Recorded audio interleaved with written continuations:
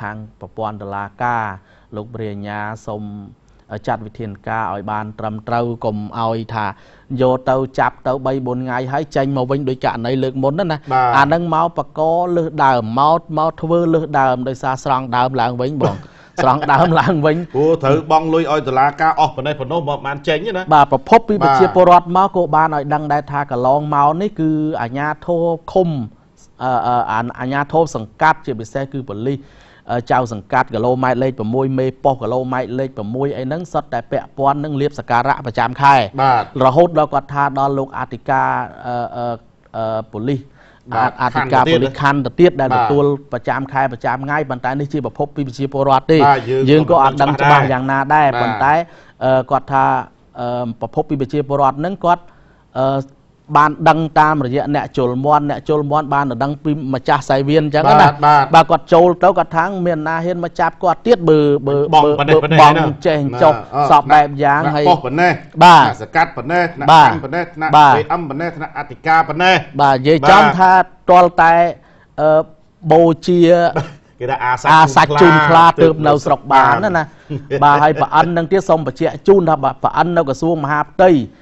សូមសំណូមពរប្រជាពលរដ្ឋសំណូមពរថាធ្វើម៉េចឲ្យចាត់វិធានការចំពោះប្រអិននឹងទៅសូមទុកប្រអិននឹងទៀតបើទុកប្រអិននឹងទៀតប្រអិននឹងទៅបើកកន្លែងផ្សេងទៀតដដែលបាទចាប់មកកន្លែងទៅមកកន្លែងអាជ្ញាធរ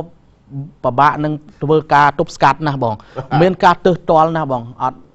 ហ៊ានប៉ះទេទើបតែមានបញ្ជាពីថ្នាក់លើមកបានហ៊ានធ្វើនេះយើងនេះតិចណាថារហស្សនាមប្រអិនប៉ុន្តែទេវតាបង្ក្រាបបានណាបាទអញ្ចឹងទេវតាលោកមានឥទ្ធិពលដើម្បីបង្ក្រាបប្រអិននេះមកដល់ពេលនេះគឺទេវតាត្រូវតែចេញមុខហើយចេញមុខបើមិនអាចចេញមុខទេអត់បានទេទេវតាបានដាច់ខាតបាទដាច់ខាតបាទគឺថារឿងអយុត្តិធម៌រឿងបញ្ហាអសន្តិសុខកើតមានបាទហើយរឿងផ្សេងកើតមានច្រើនបើសិនជាទេវតាមិនចេញឥទ្ធិពលបង្ក្រាបអាចឹងហើយសម្របសម្រួលអាបញ្ហាចឹងគឺថាទេវតាក៏ពិបាកដែរបាទទេវតាក៏ពិបាកដែរអញ្ចឹងសង្ឃឹមថាអ្វីក៏ដោយគឺថាជាការសាទរហើយក៏អរគុណដែរលោកអធិការដែលលោកក្លាហានដើម្បីធ្វើកិច្ចការនេះបាទហើយសង្ឃឹមថាលោកអធិការនឹងកម្លាំងឯកភាពខណ្ឌបន្តធ្វើទៅទៀតព្រោះតាមព័ត៌មានដែលខ្ញុំទទួលបានគឺថានៅមានច្រើនបាទនៅមានច្រើនហើយមិនមែនតែខណ្ឌឫស្សីកែវមួយទេទូទាំងរាជធានីភ្នំពេញបាទខណ្ឌណាដែលនៅជាប់ជារាជធានីភ្នំពេញដូចជាសែនសុខក៏មានកន្លែងជួបមាត់ច្រើនដែរសែនសុខក៏មានដែរបាទពូសែនជ័យក៏ច្រើនមានជ័យក៏ច្រើនច្បារអំពៅក៏ច្រើនណាហើយជាភាសាគឺឫស្សីកែវនោះឮថាច្រើនជាងគេបាទព្រោះទឹកដីជាយហើយនៅខាងសែនសុខយើងហើយពូសែនជ័យក៏ច្រើនកន្លែងដែរប៉ុន្តែយើងស៊ើបអត់ទាន់ដឹងបាទយើងដឹងដែរប៉ុន្តែមិនទាន់ច្បាស់ថ្ងៃណាមួយបាទភ្នាក់ងារ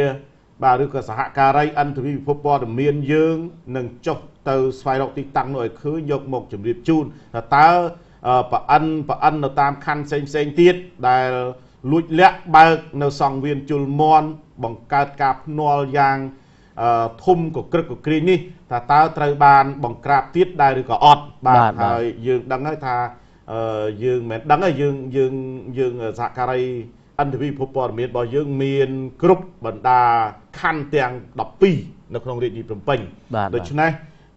យើងនឹងព្យាយាមរកនៅព័ត៌មានណាដែលមានប្រយោជន៍ដល់សង្គមដើម្បីយកមកជំរាបជូនហើយអ្វីដែលជាឆន្ទៈបំណងរបស់អន្តរពិភពព័ត៌មានដូចជំរាបហើយជំរាបទៀតគឺថាឃើញអ្វីថានឹងបើអស់លោកធ្វើបានល្អអន្តរពិភពព័ត៌មានសរសើរបាទដោយពំនាំនៅមតិពីប្រជាពលរដ្ឋបាទហើយបើសិនជាអស់លោកបាទធ្វើមិនល្អអស់លោកធ្វើនៅអំពើខុសច្បាប់យកខ្លួនទៅបៀត